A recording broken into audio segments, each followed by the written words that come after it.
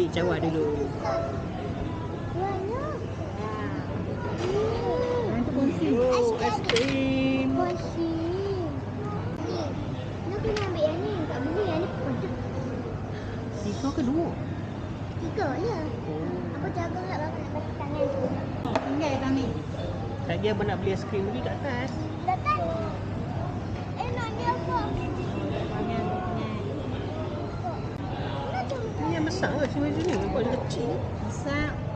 Masa tu.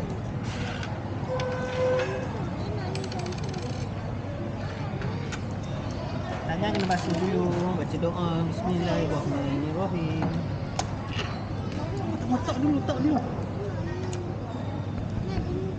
Okey, okey. Kan, okey. Tidak lah. Nasi ringan. Dapat. Berapa? RM54, 25 sen. Ayam pun dah kecil dah. Kecil lah ayam. Ayam ngakak lah. Tangan apa besar ni? Ayam dah besar.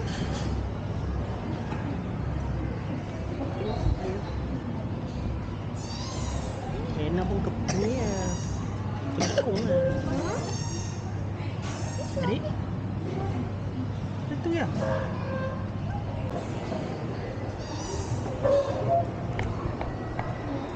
Nak sudah hang nak.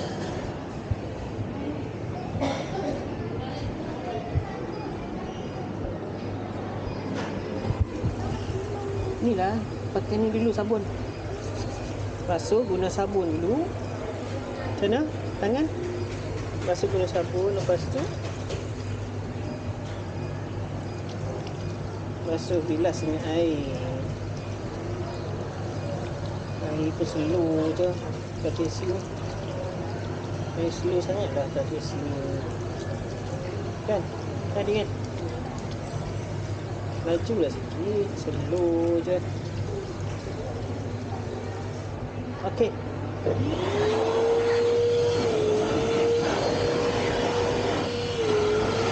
Okey.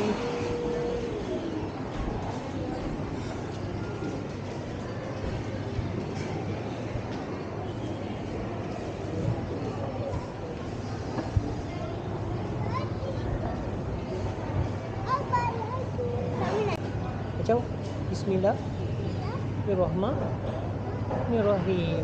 Berapa ayat orang tu?